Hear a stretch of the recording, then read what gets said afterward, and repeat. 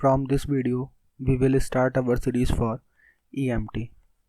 Okay, so EMT IIT JAM के लिए काफ़ी इम्पॉर्टेंट सब्जेक्ट है और एवरी ईयर 15 to 20 मार्क्स आप एवरेज मान के चलो। 15 to 20 मार्क्स EMT से पूछा ही पूछा जाता है। अगर मैं इसकी बुक के बारे में आपको बताऊं, अगर आपके बेसिक क्लियर नहीं है सो फर्स्ट आप लोग HC वर्मा सर की बुक से, जो क्लास 12th में concept of physics volume 2, HC Verma sir की वॉल्यूम 2 जो फिजिक्स की बुक है, आप वहाँ से अपने कॉन्सेप्ट क्लियर करो। देन आफ्टर आप लोग सीधे ग्रिफिथ पर आओ, ठीक है। बट ग्रिफिथ को आपको अकॉर्डिंग टू सिलेबस पढ़ना है। यही मिस्टेक होती है, लोग ग्रिफिथ को पॉइंट वाइज पॉइंट पढ़ने लगते हैं, but Griffith point wise point या पेज वाइज पेज पढ़ने वाली बुक नहीं है। आपको ग्रिफिथ को सिलेबस के अकॉर्डिंग पढ़ना है। ग्रिफिथ की जितनी भी इंपॉर्टेंट प्रॉब्लम्स हैं वो सारी प्रॉब्लम्स आपको इस कोर्स में कराई जाएंगी, ठीक है। तो ग्रिफिथ की प्रॉब्लम्स की आपको टेंशन नहीं लेनी है, आपको हमारे साथ चलना है। आपको जो असाइनमेंट दिए जा रहे हैं आपको वो असाइनमेंट कंप्लीट करने हैं, ठीक है। तो इसकी आपको ज़्यादा टेंशन नहीं लेनी है कि ग्रिफिथ की कौन सी प्रॉब्लम आपको करनी है या ग्रिफिथ की कौन सी प्रॉब्लम आपको नहीं करनी है। जितनी प्रॉब्लम हम कराएंगे उतनी प्रॉब्लम आई थिंक सफिशेंट होंगी। इसके अलावा आपको जो असाइनमेंट में प्रॉब्लम दी जाएंगी आपको वो प्रॉब्लम अच्छे से करनी होंगी। ओके, सो आगे चलते हैं हम लोग। अब हम लोग सबसे पहला टॉपिक स्टार्ट कर रहे हैं, ठीक है। आज की वीडियो में बेसिक ही होगा, तो मैं बिल्कुल बेसिक से उठा रहा हूँ। अगर किसी के बेसिक भी वीक हैं सो उसे भी ज़्यादा परेशानी नहीं होगी। अच्छा, इससे पहले आपको मैथमेटिकल फिजिक्स का बेसिक, ठीक है, वेक्टर कैलकुलस आना चाहिए।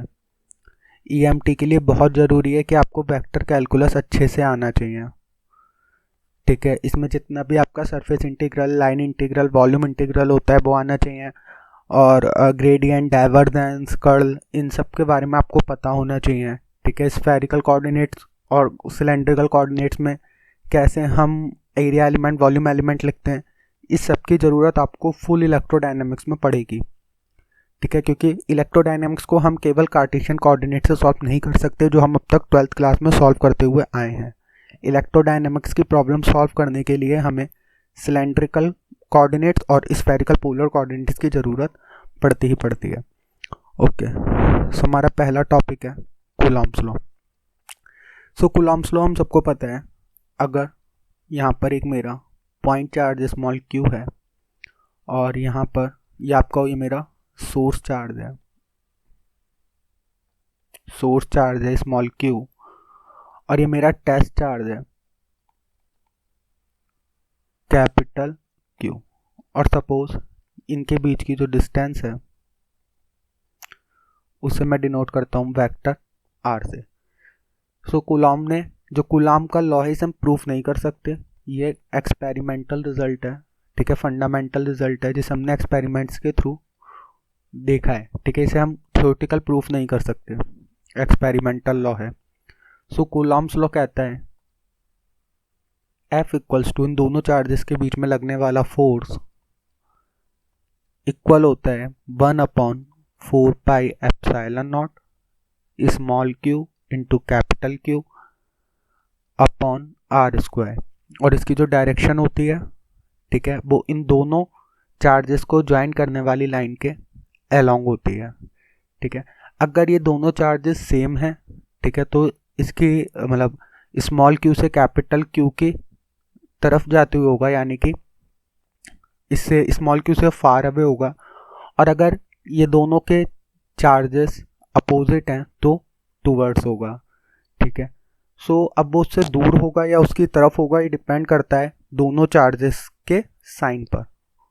ओके, सो यहाँ हम लिख देते हैं r कैप। ओके, ये कूलॉम्स लॉ का वेक्टर नोटेशन है और इम्पॉर्टेंट है ये, क्योंकि सबसे बेसिक यही है। ओके, अब हम इसे पोजीशन वेक्टर्स की फॉर्म में भी लिख देते हैं। सपोज ये मेरा ओरिजिन है O, ओके, यहाँ पर मेरा सोर्स चार्ज है S, ठीक है। चलो वैसे डिनोट करते हैं, यहाँ पे मेरा सपोज सोर्स चार्ज है स्मॉल q, इसका जो पोजीशन वेक्टर है, ठीक है, वो है सपोज आर प्राइम। ठीक है, अब ध्यान रखो जब भी हम सोर्स चार्ज देंगे तो उनके जो पोजीशन वेक्टर्स हैं उन्हें हम आर प्राइम से देंगे। तो इसका नोटेशन ये वाला कर लेते हैं, आर प्राइम। ठीक है, और यहाँ पर मेरा कोई टेस्ट चार्ज है कैपिटल क्यू, और इसका जो पोजीशन वेक्टर है सपोज उसे हम डिनोट करेंगे आर से। तो इन दोनों चार्जेस के बीच में जो आपका पोजीशन वेक्टर हो गया उसे हम डिनोट करेंगे वेक्टर आर से। तो सिंपल वेक्टर लॉ हमसे क्या कहता है, small r prime plus small r equals to, ठीक है, मैंने वेक्टर के ये आर के नोटेशन अलग अलग बनाए ताकि आपको कंफ्यूजन ना हो। तो आपको ध्यान रखना है आर प्राइम हमेशा हम सोर्स चार्ज पर देंगे। सो यहाँ से हमारा आर आ गया r minus r prime. Clear है? सो यहाँ से हमारा जो फोर्स निकल कर आया वो आया F equals to 1/4 pi epsilon not small q capital Q r square. So r square हो जाएगा आर माइनस आर प्राइम का स्क्वायर, और यहाँ पे ये क्या है, आर कैप है। ठीक है, अब देखो मैं ज़्यादा कंफ्यूज नहीं करूँगा यहाँ पे, तो यहीं से बताता हूँ।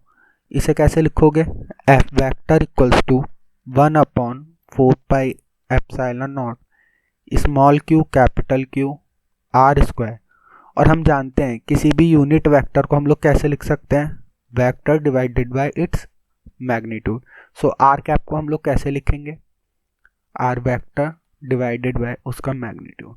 सो हम इसे कैसे लिख सकते हैं, इसे लिख सकते हैं 1/4 pi epsilon not small q capital Q upon r cube, और ये वेक्टर आ गया आर। सो हमने वेक्टर आर निकाल लिया है। सो इसे यहाँ पे हम करेक्ट कर सकते हैं। ठीक है, हम इस नोटेशन को यूज़ कर लेते हैं, इस वाली नोटेशन को हम लोग यूज़ कर लेते हैं। So 1/4 pi epsilon not small q capital q, हमने वेक्टर ये आर निकाल लिया, तो हो जाएगा आर माइनस आर कैप के मैग्नीट्यूड का क्यूब, और साथ में क्या चाहिए, वेक्टर आर। तो वेक्टर आर ये रहा, r minus r prime. Okay, so हमारा पोजीशन वेक्टर्स के फॉर्म में हो गया। ये इससे ज़्यादा ऊपर वाले से ज़्यादा इंपॉर्टेंट ये वाला रिजल्ट है, क्योंकि जनरली आपको सोर्स चार्ज और जहाँ पर आपको टेस्ट चार्ज, ठीक है, या कोई पॉइंट जहाँ पर आपको फोर्स या इलेक्ट्रिक फील्ड, आगे हम देखेंगे इलेक्ट्रिक फील्ड को, इलेक्ट्रिक फील्ड निकालनी होगी, ठीक है, तो उसके आपके ओरिजिन से पोजीशन वेक्टर्स गिवन होंगे। ठीक है, ये आपको जो आर है, ठीक है, ये वाला जो आर है ये आपको गिवन नहीं होता क्वेश्चंस में। ठीक है, आपको अपने आप फाइंड करना होता है। इसीलिए ये वाला जो रिजल्ट है, ये वाला जो रिजल्ट है, ओके, ये वाला जो रिजल्ट है ये काफ़ी इंपॉर्टेंट है। अगर आपको मेरी स्पीड इस वीडियो में हल्की लग रही है तो आप इसे फास्ट फॉरवर्ड करके भी देख सकते हो। ओके, सो आगे चलते हैं। ये जो आपके सामने एप्सिलॉन नॉट लिखा है, ठीक है, ये पहली बात, ये पूरा कंप्लीट कांस्टेंट है। 1/4 पाई एप्सिलॉन नॉट ये कंप्लीट कांस्टेंट है, और इसकी वैल्यू होती है 9 × 10⁹। ठीक है, इसकी यूनिट्स क्या होंगी, इसकी यूनिट्स होंगी न्यूटन मीटर स्क्वायर पर कूलॉम स्क्वायर। क्लियर है? अब ये जो नीचे एप्सिलॉन नॉट लिखा है, ये एप्सिलॉन नॉट क्या कहलाता है, परमिटिविटी ऑफ द मीडियम। तो जब हम आगे इलेक्ट्रिक फील्ड इन मटेरियल्स में जाएंगे, पोलराइजेशन वगैरह में जाएंगे, तब मैं आपको इसे अच्छे से एक्सप्लेन करूंगा कि एप्सिलॉन नॉट क्या है। बस अभी सिर्फ नोटेशन समझ लो, ये कहलाता है परमिटिविटी ऑफ द मीडियम।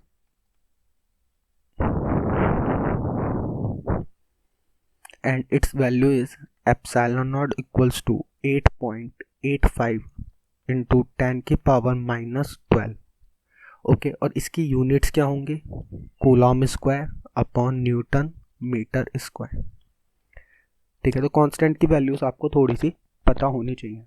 सो ये हमारा कूलॉम्स लॉ था, ठीक है। इसके बाद हम लोग इलेक्ट्रिक फील्ड पर चलते हैं। मैं जो बुक रेफ़र कर रहा हूँ वो ग्रिफिथ रेफ़र कर रहा हूँ। तो जैसे ग्रिफिथ में चैप्टर्स एक्सप्लेन है, सेक्शन बाय सेक्शन है, वैसे ही मैं एक्सप्लेन कर रहा हूँ। अगर मेरे को लगता है किसी दो सेक्शन के बीच में मेरे को कोई और चीज़ आपको बतानी है तो मैं आपको बता दूंगा, तो आप भी ग्रिफिथ को फॉलो कर सकते हैं। सो हमारा सेकंड चीज़ जो हमें पढ़नी है वो है इलेक्ट्रिक फील्ड। बट आप एक बार एच.सी. वर्मा सर से ज़रूर पढ़ लें, ठीक है। एक वीक के अंदर आप कोशिश करें कि आप एच.सी. वर्मा सर के जो भी इलेक्ट्रोस्टैटिक्स वाला सेक्शन है उसके सारे चैप्टर्स की रीडिंग लगा लें ताकि आपके बेसिक क्लियर हो जाए, क्योंकि मैं ये पॉसिबल नहीं है मैं उतने बेसिक पे जाके आपको पढ़ा पाऊँ, ठीक है। तो इलेक्ट्रिक फील्ड को स्टार्ट करने से पहले सबसे पहले हम कुछ समझ लेते हैं कि इलेक्ट्रिक फील्ड का कॉन्सेप्ट हम ला क्यों रहे हैं। ओके, सो सपोज ये हमारे कोऑर्डिनेट एक्सेस हैं और यहाँ पर डिफरेंट पॉइंट्स हैं Q1, Q2, Q3, ठीक है। ऐसे बहुत सारे पॉइंट्स हैं यहाँ पर। और सपोज यहाँ पर ये QI, ठीक है। ऐसे बहुत सारे पॉइंट चार्जेस हैं जो यहाँ पे डिस्ट्रीब्यूट हैं। सपोज ये कोई पॉइंट चार्ज मैंने QI कंसीडर कर लिया, क्लियर। अब इसके बाद यहाँ पर मैंने एक टेस्ट चार्ज माना कैपिटल Q, क्लियर है। सो अब मेरे को क्या करना है, इस QI का पोजीशन वेक्टर मेरे को पता होगा। इस QI का पोजीशन वेक्टर हम लोग कैसे लिखेंगे, QI का पोजीशन वेक्टर हम लोग कैसे लिखेंगे, RI प्राइम। मैंने बताया था जब भी आपको सोर्स चार्ज मिले आपको हमेशा प्राइम वेक्टर यूज़ करना है, ठीक है। अगर आप नोटेशंस को चेंज करेंगे, आप नोटेशंस को चेंज कर सकते हैं, बट फिर आपको थोड़ी परेशानी होगी रिजल्ट्स को याद रखने में। जब आप फाइनल फार्मूला यूज़ करेंगे तो आप कंफ्यूज हो जाएंगे, इसलिए आप नोटेशंस को याद रखें और नोटेशंस के अकॉर्डिंग ही फार्मूला को याद रखें। सो हो गया RI प्राइम, ठीक है। अब ये जो हमारा टेस्ट चार्ज है इसका पोजीशन वेक्टर क्या होगा, इसका पोजीशन वेक्टर होगा R, ठीक है। अब इन दोनों के बीच में जो वेक्टर हो गया उसे हमने डिनोट कर लिया स्मॉल r से। अब इस कैपिटल Q पर ये जो QI फोर्स लगा रहा है इस फोर्स को हम लोग लिख सकते हैं FI। सो इस कैपिटल Q चार्ज पर Q1 की, इस कैपिटल Q चार्ज पर अगर हम टोटल फोर्स फाइंड करना हो, total force on capital Q, तो हम क्या करेंगे, यहाँ पे हम यूज करेंगे सुपरपोजिशन प्रिंसिपल का। Superposition principle. So superposition principle क्या कहता है, इस कैपिटल Q पर जो भी फोर्स लगेगा, ठीक है, टोटल फोर्स जो लगेगा वो इंडिविजुअल चार्जेस के कारण लगेगा, ठीक है। यानी कि इंडिविजुअल चार्जेस जो इस कैपिटल Q पर फोर्स लगा रहे हैं अगर हम उनका टोटल सम कर लें तो हमें क्या मिल जाता है, इस कैपिटल Q पर लगने वाला टोटल फोर्स मिल जाता है। सो अगर मेरे को टोटल F निकालना है, ठीक है, टोटल F निकालना है तो वो टोटल F क्या होगा, F1 वेक्टर लिख लेते हैं, F1 plus F2 plus F3 plus dash, clear है। अब हर दो चार्जेस के बीच हम फोर्स निकाल सकते हैं, हमने ऊपर कूलॉम्स लॉ की हेल्प से सीख रखा है। सो कैपिटल F क्या होगा, 1/4πε0, ठीक है, Q1 Q अपॉन R1 का स्क्वायर, ठीक है, plus 1/4πε0 Q2 Q upon R2 का स्क्वायर, ठीक है। यहाँ पे काम करते हैं, इसका मैग्नीट्यूड लिख लेते हैं, क्योंकि जनरल जब आप जाओगे तो आपको यहाँ पे इनके वेक्टर्स भी कंसीडर करने पड़ेंगे। सपोज इसके कारण फोर्स इस डायरेक्शन में लग रहा है, इसके कारण फोर्स इस डायरेक्शन में लग रहा है, तो आपको वेक्टर सम करना पड़ेगा, ठीक है। ये सारे सम कैसे हैं, वेक्टर सम है, तो वेक्टरली आपको इनको ऐड करना पड़ेगा। ऐसा नहीं कि 3 न्यूटन है 2 न्यूटन है तो आपने कह दिया टोटल 5 न्यूटन हो गया, नहीं। आपको देखना पड़ेगा 3 न्यूटन किस डायरेक्शन में है, 2 न्यूटन किस डायरेक्शन में है, उसके बाद आपको वेक्टर सम करना है कि आपका नेट फोर्स किस डायरेक्शन में होगा और कितना होगा। इस पे बेस क्वेश्चन भी हम लोग देखेंगे। सो जस्ट अभी आप थ्योरी थोड़ी सी समझ लो, ठीक है। प्लस ऐसे ही थर्ड चार्जेस के कारण 1/4πε0 Q3Q/R3 स्क्वायर। ओके, सो हमारा जो टोटल फोर्स F हो गया, इसमें से देखो 1/4πε0 कैपिटल Q कॉमन आ गया। सो आपके पास क्या बचा, Q1/R1 का स्क्वायर प्लस Q2/R2 का स्क्वायर प्लस Q3/R3 का स्क्वायर प्लस दैट। क्लियर है? इसे आप कैसे लिख सकते हो, इसे आप लिख सकते हो capital F equals to 1/4πε0 capital Q summation I QI/RI का स्क्वायर। ठीक है, अब देखो ये हमारा क्या हो गया, टोटल फोर्स हो गया। अब ये जो क्वांटिटी है इस कैपिटल Q को मैं छोड़ के देखूं, सो ये जो क्वांटिटी है हमारी, ये क्वांटिटी को हम एक नया नाम देते हैं और इस क्वांटिटी को हम लोग कहते हैं इलेक्ट्रिक फील्ड। ठीक है, जिसे डिनोट करते हैं हम E से। सो E इक्वल्स टू होता है 1/4πε0 समेशन I QI/RI का स्क्वायर। ठीक है, मैंने जस्ट इसका मैग्नीट्यूड लिखा है। सो जितने भी चार्जेस हैं, ठीक है, अगर आपके पास यहाँ पे बहुत सारे चार्जेस हैं और आपको किसी पर्टिकुलर पॉइंट पर इलेक्ट्रिक फील्ड फाइंड करनी है, तो आप क्या करोगे, इन इंडिविजुअल चार्जेस के कारण जो भी इलेक्ट्रिक फील्ड होगी उनका वेक्टरली सम करोगे। हम क्वेश्चन से समझेंगे। मेरे को उम्मीद है कि आपने क्लास 11 क्लास 12 में वेक्टर सम पढ़ा होगा। अगर नहीं पढ़ा कोई बात नहीं, हम क्वेश्चन के थ्रू समझेंगे कि वेक्टर सम हम लोग कैसे करते हैं। वेक्टर सम जनरल सम से हमारा डिफरेंट होता है। सो ये हमारा इलेक्ट्रिक फील्ड हो गया। अब ये जो इलेक्ट्रिक फील्ड हुआ, ये तो इसका एज सच मैथमेटिकल नोटेशन हुआ। इसका फिजिकल नोटेशन क्या है, सो हम आगे देखेंगे कि मतलब इसके आगे आपको डेफिनेशंस डिफरेंट मिलेंगी जब आप इलेक्ट्रोडायनामिक्स में जाओगे। सो अगर मैं यहाँ पे आपको बताना चाहूँ, सो मैक्सवेल ने कहा था इलेक्ट्रिक फील्ड जो है वो जस्ट लाइक स्ट्रेस स्ट्रेन है। ठीक है, आप ग्रिफिथ की बुक पढ़ना, मैं ग्रिफिथ को ही कोट कर रहा हूँ। मैक्सवेल ने कहा ये स्ट्रेस स्ट्रेन है। ये स्ट्रेस स्ट्रेन है कहाँ, तो हमारा ये जितना भी हमारा आपके आसपास जो भी आपका स्पेस है, ये स्पेस एक इनविजिबल मैटर से भरा हुआ है जिसे उसने नाम दिया था ईथर। ठीक है, तो मैक्सवेल ने क्या बताया, ये जो हमारे चारों तरफ का स्पेस है ये एक इनविजिबल मटेरियल से भरा हुआ है जिसे ईथर कहते हैं। और इलेक्ट्रिक और मैग्नेटिक फील्ड इस ईथर में क्या है, स्ट्रेस स्ट्रेन है, यानी कि एक वेव है।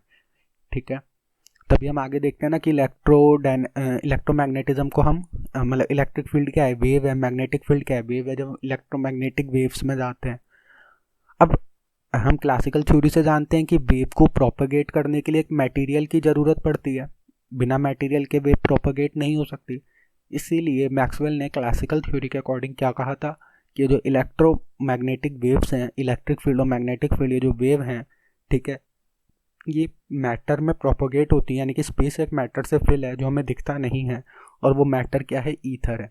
बट ये थ्योरी जब हमने इस जनरल रिलेटिविटी और स्पेशल रिलेटिविटी पढ़ी तो आइंस्टीन ने इसे गलत प्रूव कर दिया कि ईथर पॉसिबल नहीं है। और ऑप्टिक्स में इसका एक एक्सपेरिमेंट भी है, मेरे को नाम याद नहीं आ रहा, Michelson Morley experiment. I think Michelson Morley experiment के थ्रू हम ये प्रूव करते हैं कि जो ईथर की पॉसिबिलिटी है वो पॉसिबल नहीं है। ठीक है, तो बस अभी के लिए आप क्या समझ सकते हो, अगर आपके पास यहाँ पर सपोज ये कोई चार्ज है तो इलेक्ट्रिक फील्ड क्या है, इलेक्ट्रिक फील्ड कुछ एक ऐसी क्वांटिटी है जो इसके चारों तरफ फैली हुई है। ठीक है, सो ये क्या कर रहा है, अपने चारों तरफ एक क्वांटिटी को स्प्रेड कर रहा है। वो क्वांटिटी क्या है, कुछ और नहीं, एनर्जी ही है। हम आगे जाके देखेंगे इलेक्ट्रिक फील्ड एनर्जी ही है। ठीक है, ओके, सो ये अपने चारों तरफ स्पेस में एक क्वांटिटी को स्प्रेड कर रहा है। इसके चारों तरफ एक क्वांटिटी फैली हुई है जिसे हम इलेक्ट्रिक फील्ड कहते हैं। अब आपको ध्यान रखना है यहाँ पे, ठीक है, अभी हम इलेक्ट्रोस्टैटिक्स पढ़ रहे हैं। यहाँ पर मैंने आपको अभी तक जो भी बताया उसमें मेरा कोई भी चार्ज मूव नहीं कर रहा था। ठीक है, चाहे मैंने कूलॉम्स लॉ आपके साथ डिस्कस करा या फिर सुपरपोजिशन प्रिंसिपल और इलेक्ट्रिक फील्ड, तो यहाँ पे हमारे सारे चार्जेस रेस्ट पर हैं। ठीक है, हम आगे देखेंगे, अभी तो शायद जैम में नहीं है, बट जब आप आगे मास्टर्स करोगे और हायर स्टडीज़ में जाओगे तो आप देखोगे जब हमारे चार्जेस मूव करते हैं, ठीक है, तो वो रेडिएशन एमिट करते हैं। ठीक है, जिसकी वजह से मैग्नेटिक फील्ड भी आती है। अगर इलेक्ट्रिक फील्ड चेंज होती है तो हम फैराडे लॉ से भी जानते हैं, अगर इलेक्ट्रिक फील्ड चेंज होती है तो हमारे पास मैग्नेटिक फील्ड भी आ जाती है, जिसकी वजह से अलग फोर्स, एक मैग्नेटिक फोर्स भी पिक्चर में आ जाता है। बट अभी के लिए हम क्या मान रहे हैं, हमारे सारे चार्जेस रेस्ट पर हैं। ओके, ठीक है, अब आगे चलते हैं, तो इस पर एक क्वेश्चन कर लेते हैं हम लोग प्रैक्टिस। सपोज करो एक क्वेश्चन है, ग्रिफिथ का ही क्वेश्चन है। ठीक है, तो कुछ क्वेश्चन मैं आपको प्रैक्टिस करने के लिए दूंगा, जो हम अपनी प्रैक्टिस क्लास में डिस्कस कर लेंगे, जो आपको खुद से प्रैक्टिस करने होंगे, और कुछ क्वेश्चंस मैं आपको यहाँ कराऊंगा और कुछ असाइनमेंट में दूंगा। तो असाइनमेंट आपको सेल्फ ही करना होगा, कोई डाउट हो तो वो आप पूछ सकते हैं, बाकी असाइनमेंट आपको सेल्फ करना होगा। सो ये हमारा यहाँ पर एक चार्ज है -q और यहाँ पर एक चार्ज है +q। ठीक है, और ये दोनों चार्जेस d डिस्टेंस सेपरेटेड हैं। ठीक है, इन दोनों चार्जेस के मिडिल पॉइंट से, ये सपोज मिडिल पॉइंट है, तो ये डिस्टेंस कितनी रह गई d/2, और ये वाली डिस्टेंस भी कितनी रह गई d/2। इन दोनों चार्जेस के मिडिल पॉइंट से डिस्टेंस, ठीक है, इस डायरेक्शन में z डिस्टेंस पर एक पॉइंट है p, और इस पॉइंट पर आपको क्या बतानी है, इस पॉइंट पर आपको इलेक्ट्रिक फील्ड बतानी है। इस पॉइंट पर आपको इलेक्ट्रिक फील्ड बतानी है। ठीक है, तो आप इस क्वेश्चन को ट्राई करो, ये 12th लेवल का ही क्वेश्चन है, बट मैंने आपको बताया हम बेसिक से चलेंगे। ठीक है, तो बिल्कुल बेसिक के क्वेश्चन उठाते हुए हम लोग चलेंगे, ताकि अगर कोई ऐसा स्टूडेंट भी है हमारे पास जिसका 12th अच्छा नहीं है या जिसका बैचलर्स अच्छा नहीं है, ठीक है, तो उसे भी ये चीज़ें समझ में आए और वो भी अल्टीमेटली जैम लेवल के क्वेश्चन सॉल्व कर पाए। ओके, सो इस क्वेश्चन को करने की कोशिश करते हैं। तो देखो, अलग अलग लोग इसे अलग अलग तरीके से बताते हैं, बट मेरा तरीका सिंपल है और मेरे तरीके से कभी मिस्टेक नहीं होंगे। आप सबसे पहले इस -q और +q को देखो और इन चार्जेस को उस पॉइंट से ज्वाइन कर लो जिस पॉइंट पर आपको इलेक्ट्रिक फील्ड बतानी है। ठीक है, ये आपने ज्वाइन कर लिया, इसे भी ज्वाइन कर लो। ओके, अब देखो ये -q चार्ज है। ठीक है, तो आपको पता है, मैं थोड़ा सा यहाँ पे बेसिक और बता देता हूँ। अगर आपके पास माइनस चार्जेस होते हैं तो इलेक्ट्रिक फील्ड क्या होती है, उनकी तरफ आती है। ठीक है, माइनस चार्जेस की तरफ आती है इलेक्ट्रिक फील्ड, और अगर आपके +q चार्जेस होते हैं तो इलेक्ट्रिक फील्ड चार्जेस से दूर जाती है, यानी कि यहाँ से ये एमिट करते हैं और ये एब्सॉर्ब करते हैं। ठीक है, सो p से अगर मैं देखूँ -q से p पर जो इलेक्ट्रिक फील्ड की डायरेक्शन होगी, यानी -q के कारण p पर जो इलेक्ट्रिक फील्ड की डायरेक्शन होगी वो कैसी होगी, -q के तरफ होगी, है ना।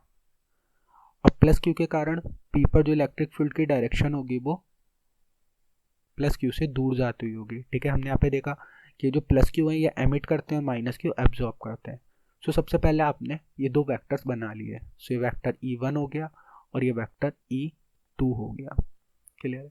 अब आपको क्या करना है, इनके कंपोनेंट्स तोड़ने हैं। ठीक है, इसलिए मैंने कहा आपको वेक्टर कैलकुलस अच्छे से आना चाहिए, क्योंकि मैं फुल कोशिश करूंगा कि इलेक्ट्रोडायनेमिक्स को जितने पॉसिबल हो उतना वेक्टर के थ्रू कराऊं, क्योंकि वेक्टर के थ्रू प्रॉब्लम्स बहुत आसान हो जाती हैं, हमें ज़्यादा कैलकुलेशन नहीं करनी होती। ठीक है, तो अगर आपको बेसिक नहीं आता तो प्लीज़ मेरे को बता देना। ठीक है, बाकी आप खुद भी ट्राई करना कि आपके जो वेक्टर कंपोनेंट तोड़ने आते हैं, या फिर ये जो मैथमेटिकल फिजिक्स का वेक्टर कैलकुलस वाला पार्ट है वो आपका एटलीस्ट अच्छा हो, क्योंकि उसके बिना ना तो क्वांटम मैकेनिक्स हो सकती है ना इलेक्ट्रोडायनामिक्स हो सकती है। सो सपोज कर लेते हैं ये वाला भी एंगल मेरा थीटा है, अगर ये एंगल थीटा है तो ये भी थीटा होगा। बताओ क्यों। देखो, ये वाली साइड इस साइड के इक्वल है, ये वाली साइड अपनी साइड के इक्वल है, ये वाला एंगल 90 वाला एंगल 90, तो दोनों ट्राइंगल कॉन्ग्रुएंस ट्राइंगल हो गए। अब अगर दोनों ट्राइंगल कॉन्ग्रुएंस ट्राइंगल हैं तो उनके कॉन्जुगेट पार्ट सेम होते हैं। क्लास 10 में थ्योरम पढ़ी होगी ना, CP/CT, conjugate part of concurrence triangles, ठीक है। तो दोनों ट्राइंगल्स कॉन्करेंट ट्राइंगल्स हैं, तो ये वाला एंगल थीटा है तो ये वाला एंगल भी थीटा होगा। तो हर एक छोटी से छोटी बात बताने की कोशिश कर रहा हूँ। अब देखो ये एक 90 डिग्री का ट्राइंगल हो गया, ये बेस हो गया, ये परपेंडिकुलर हो गया, सो ये हाइपोटेनियस हो गया, Z square plus d square upon 4। मेरे को पता है कुछ लोगों को सब आता होगा, तो प्लीज़ वो इस पार्ट को स्किप कर दो, ठीक है। पूरी वीडियो मत देखो, इस पार्ट को स्किप करके आगे चले जाओ। जिन्हें नहीं आता वो उन वीडियो को कंप्लीट देखो।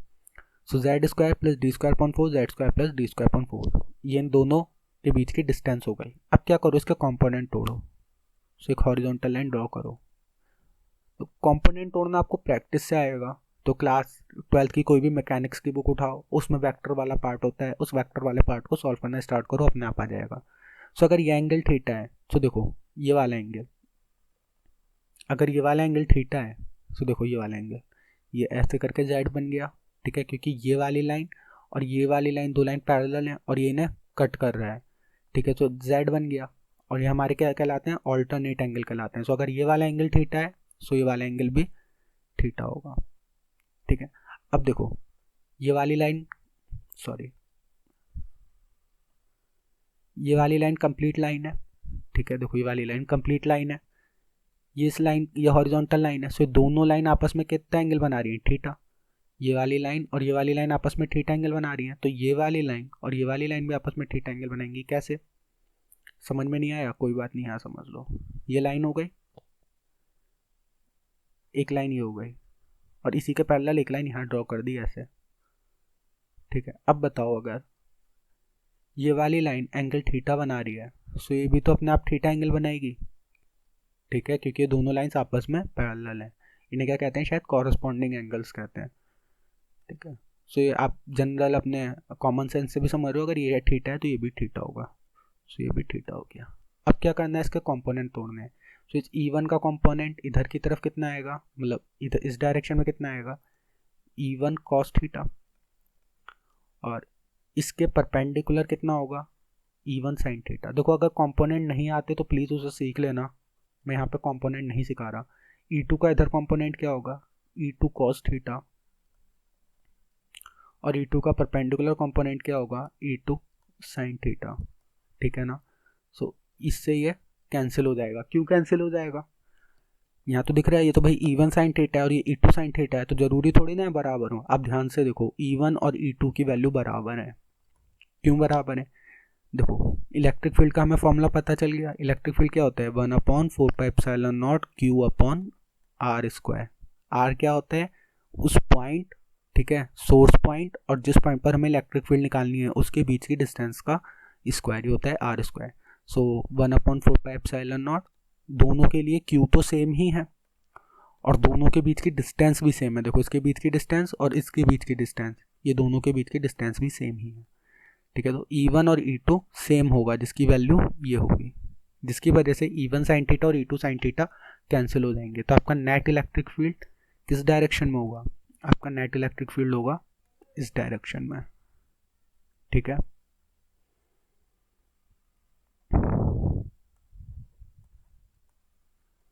ओके, सो आपके नेट इलेक्ट्रिक फील्ड की वैल्यू क्या होगी, E = E1 + E2 cos theta common. But हमें क्या दिखा, E1 और E2 भी सेम है। कई बार ये E1 और E2 सेम नहीं हो सकते। कैसे, अगर यहाँ पे मैं 2Q कर दूँ, ठीक है, चार्जेस सेम ना होकर डिफरेंट हो जाएं, तब ये दोनों चार्जेस, तब ये दोनों इलेक्ट्रिक फील्ड एक दूसरे को कैंसिल नहीं करेंगी। सो प्लीज़ आप ध्यान रखना, ठीक है। जो क्वेश्चन आप घर से कर सकते हो, मैं आपको यहीं दे देता हूँ।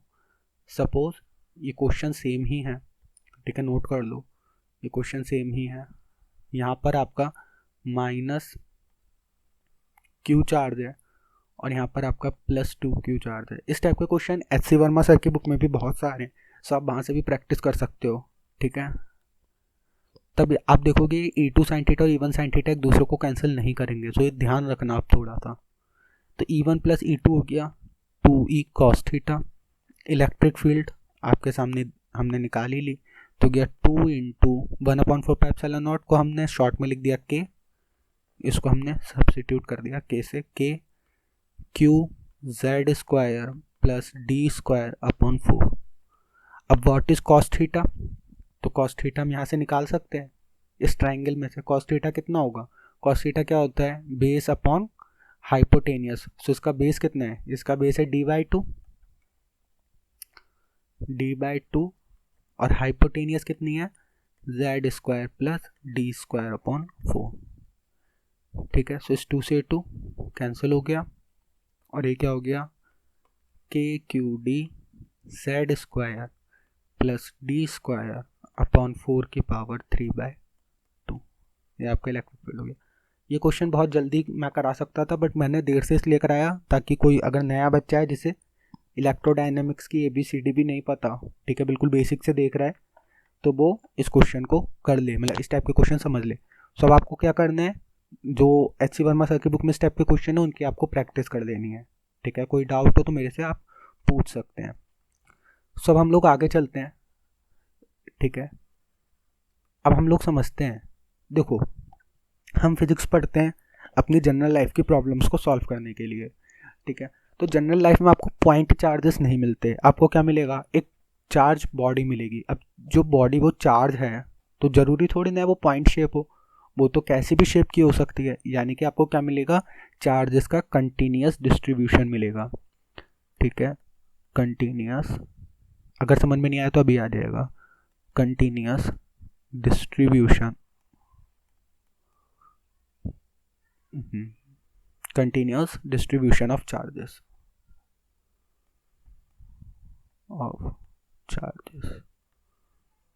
ओके। ठीक है, तो मतलब क्या हुआ, सपोज करो ये कोई बॉडी है किसी भी शेप के, अब इस बॉडी पर चार्ज है, ठीक है, चार्ज बॉडी है, तो आपको लाइफ में ऐसे ही प्रॉब्लम्स मिलेंगी कि आपके पास एक कंटिन्यूस डिस्ट्रीब्यूशन होगा, यानी कि हर जगह आपके पास चार्ज होगा। ऐसा नहीं मिलेगा आपको कि ये रखा है, ये रखा है, ये रखा है। ये आपको कहाँ मिल सकता है, ये आपको मिल सकता है एटॉमिक या न्यूक्लियर लेवल पे, जब आप छोटे छोटे पॉइंट चार्जेस की बात करते हैं, एक इलेक्ट्रॉन की, एक प्रोटॉन की, तभी आपको पॉइंट चार्जेस मिल सकते हैं। जनरल फिजिक्स की प्रॉब्लम में आपको क्या मिलता है, चार्जेस का डिस्ट्रीब्यूशन मिलता है, इसलिए हमें चार्जेस के डिस्ट्रीब्यूशन को समझना चाहिए। अब जनरल हमारे पास यहाँ पर कितने टाइप के डिस्ट्रीब्यूशन होते हैं, आप सबने पढ़ा होगा, हमारे पास 3 टाइप के डिस्ट्रीब्यूशन होते हैं, सब 12th की ही बात है। लीनियर चार्ज डेंसिटी, ठीक है, जिसे हम डिनोट करते हैं लैम्डा से। सेकंड होता है हमारा सरफेस चार्ज डेंसिटी,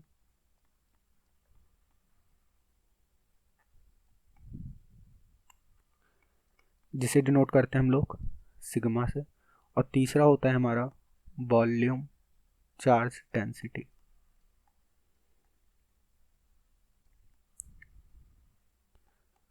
जिसे डिनोट करते हैं हम लोग, ये लैम्डा हो गया, ये सिग्मा हो गया रो से। ठीक है, तो हमारा linear charge density lambda, surface charge density sigma और वॉल्यूम चार्ज डेंसिटी रो। तो यहाँ समझ लेते हैं हम लोग। ओके, सो देखो लीनियर चार्ज डेंसिटी का मतलब क्या है, आपके पास कोई एक वायर है, ठीक है, एक लाइन है।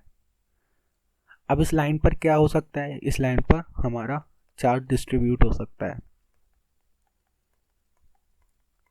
ठीक है, अच्छा, इसे और अच्छे से समझने के लिए सबसे पहले कंसीडर करो मेरे पास कोई 3 डायमेंशनल बॉडी है और मुझे इस बॉडी के कारण यहाँ पर इस पॉइंट P पर इलेक्ट्रिक फील्ड बताना है। तो बताओ कैसे बताओगे, क्योंकि इस बॉडी की कोई डेफिनेट शेप तो है नहीं, तो कोई सिमेट्री तो दिख नहीं रही है। ठीक है, एक अनसिमेट्रिक बॉडी है और इस पूरी बॉडी पर चार्ज डिस्ट्रीब्यूट है। अब चार्ज कैसा डिस्ट्रीब्यूट है वो हम बाद में देखेंगे, बस चार्ज डिस्ट्रीब्यूट है। अब आपको एक पॉइंट P पर इलेक्ट्रिक फील्ड बतानी है। सो सबसे अच्छा तरीका क्या है, यहाँ पर आप एक छोटा सा वॉल्यूम एलिमेंट कंसीडर करो। उस वॉल्यूम एलिमेंट को आप कैसे कंसीडर कर सकते हो, एक पॉइंट चार्ज की तरह, dq की तरह। अब हमें पॉइंट चार्ज के कारण किसी पॉइंट पर इलेक्ट्रिक फील्ड निकालने का फॉर्मूला तो पता है। सो अगर हम इस पॉइंट चार्ज के कारण इलेक्ट्रिक फील्ड निकाल लें और इस जो छोटा सा मेरा वॉल्यूम एलिमेंट है इसे इस पूरी बॉडी के ऊपर इंटीग्रेट कर दें, सो मेरे को क्या मिलेगा, इस कंप्लीट बॉडी के कारण इस पॉइंट P पर इलेक्ट्रिक फील्ड मिल जाएगा। समझ में आया, 12th में करी होंगी इस टाइप की प्रॉब्लम, बैचलर्स में भी करी होंगी। हमने क्या करा, इस बॉडी का एक छोटा सा पार्ट कंसीडर करा, ठीक है, स्मॉल एलिमेंट, और उस स्मॉल एलिमेंट को हमने as a point charge consider करा। पॉइंट चार्ज के कारण हमें किसी पॉइंट पे पर इलेक्ट्रिक फील्ड का फॉर्मूला पता होता है, हमने इसका फॉर्मूला लगाया, उसके कारण इलेक्ट्रिक फील्ड निकाला, देन हमने उसे इंटीग्रेट कर दिया। तो कैसे लिखेंगे, E equals to 1/4πε0 integrate dq upon r square साथ में r कैप। ठीक है ना। ओके, अब इस dq को कैसे लिख सकते हो, इस dq को ही हम अलग अलग टाइप से लिख सकते हैं। अगर हमारा ये बॉडी कैसी एक लाइन बॉडी है, तो हम इस पे क्या करेंगे, एक छोटा सा एलिमेंट कंसीडर करेंगे, इसका इतना सा। ठीक है, तो सपोज इसकी चार्ज डेंसिटी लैम्डा है, सो हम यहाँ पे dq को कैसे लिखेंगे, dq को कैसे लिखेंगे, लैम्डा टाइम्स dl। जनरल आपको पता होगा डेंसिटी को हम क्या लिखते हैं, मास अपॉन वॉल्यूम। ऐसी चार्ज डेंसिटी को क्या लिखेंगे, चार्ज अपॉन वॉल्यूम। तो अगर वो 1D में है तो क्या लिखेंगे, लैम्डा को चार्ज अपॉन लेंथ। और क्या लिख सकते हैं, lambda equals to dq small charge upon small length. तो dq को क्या लिख देंगे, dq equals to lambda dot dl। तो अगर आपको अगर आपको लीनियर चार्ज डेंसिटी के कारण इलेक्ट्रिक फील्ड निकालनी है, कोई लीनियर चार्ज उसके कारण इलेक्ट्रिक फील्ड निकालनी है, तो कैसे निकालोगे, E इक्वल्स टू 1/4πε0, dq को क्या लिखोगे, लैम्डा टाइम्स ऑफ dl, बाकी तो ऐसे ही रहेगा। उसके बाद क्या कर दोगे, इंटीग्रेट कर दोगे। ठीक है, देन अब आपके पास क्या हो सकता है, सपोज आपके पास कोई सरफेस है, ठीक है, 2D में एक सरफेस है, और आपको इस सरफेस के कारण इलेक्ट्रिक फील्ड फाइंड करनी है। तो अब इस पे क्या करोगे, आप एक छोटा सा एलिमेंट कंसीडर करोगे। सपोज आपने ऐसा कुछ एलिमेंट कंसीडर कर लिया, ठीक है, आप इस एलिमेंट के कारण इलेक्ट्रिक फील्ड निकालोगे, देन इस एलिमेंट को पूरे सरफेस पर इंटीग्रेट कर दोगे। सो इस एलिमेंट पे जो चार्ज होगा उसे आप कैसे डिनोट करोगे, dq equals to sigma dot ds। ठीक है, तो सिग्मा को हम कैसे डिनोट करते हैं, क्योंकि सरफेस चार्ज डेंसिटी है, तो सिग्मा को ऐसे डिनोट करते हैं total charge upon surface area. तो इस सरफेस के कारण आप इलेक्ट्रिक फील्ड कैसे निकालोगे, E इक्वल्स टू 1/4πε0, dq की जगह क्या लिखोगे सरफेस के लिए, ये किसके लिए लिखा था हमने, फॉर लाइन, ये किसके लिए लिख रहे हैं हम, फॉर सरफेस। तो हमारे पास 3 टाइप की चार्ज डेंसिटी होती है, लीनियर, सरफेस और वॉल्यूम। तो सेकंड वाली हम लोग लिख रहे हैं फॉर द सरफेस। तो यहाँ पे dq को आप लोग क्या लिखोगे, dq को लिखोगे सिग्मा डॉट ds, बाकी सब कुछ ऐसे लिखोगे r cap upon r square.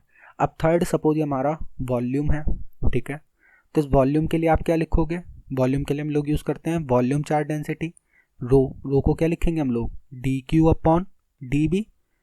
सो यहाँ से हम dq को क्या लिख लेंगे, रो डॉट dv। सो हमारे पास वॉल्यूम चार्ज डेंसिटी के कारण इलेक्ट्रिक फील्ड क्या आएगी, E इक्वल्स टू 1/4πε0, dq को क्या लिखेंगे, rho dot dv upon r square साथ में r कैप। ठीक है, सो हमारे linear charge density, surface charge density और वॉल्यूम चार्ज डेंसिटी के कारण हम लोग इलेक्ट्रिक फील्ड कैसे फाइंड करेंगे वो मैंने बता दिया। इस पे बहुत सारे क्वेश्चंस जैम में भी आते हैं, जेस्ट में भी आते हैं, ठीक है, और मतलब बैचलर्स में भी आते हैं। ठीक है, ये आपको पता होना चाहिए, क्योंकि जनरल लाइफ में आपको कंटिन्यूस डिस्ट्रीब्यूशन ही देखने को मिलते हैं। अच्छा, एक बात और इम्पॉर्टेंट है, इस आर कैप को आप लोग बाहर मत समझना इस इंटीग्रेशन के। क्यों, क्योंकि देखो ये जो आर कैप है वो उस डायरेक्शन में होगा। अगर आपने इसे इंटीग्रेट कर रहे हैं, ठीक है, सपोज ऐसे कर रहे हो इंटीग्रेट, उसके बाद आप यहाँ पे छोटा सा एलिमेंट कंसीडर करोगे, ठीक है, इसके कारण जो आर कैप की डायरेक्शन होगी वो ये होगी। सपोज आपने वॉल्यूम एलिमेंट इधर चलते हुए यहाँ आ गए, इसके कारण जो आर कैप की डायरेक्शन होगी वो ये होगी। तो देखो आर कैप भी क्या हो रहा है, रोटेट हो रहा है, यानी कि आर कैप भी कांस्टेंट नहीं है। ठीक है, आर कैप भी कांस्टेंट नहीं है। तो यहाँ पे लिख लो, द नोट्स साथ साथ बनाते रहना, the unit vector r cap is not constant. ठीक है, कई बार क्या होता है, हम लोग इस आर कैप को कंसीडर ही नहीं करते और जनरल क्वेश्चन को सॉल्व कर देते हैं, जिससे कभी भी आंसर आपका मैच नहीं करेगा और डेफिनेटली आपका क्वेश्चन गलत हो जाएगा।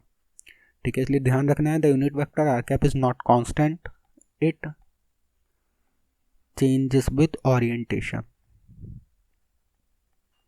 It changes with orientation.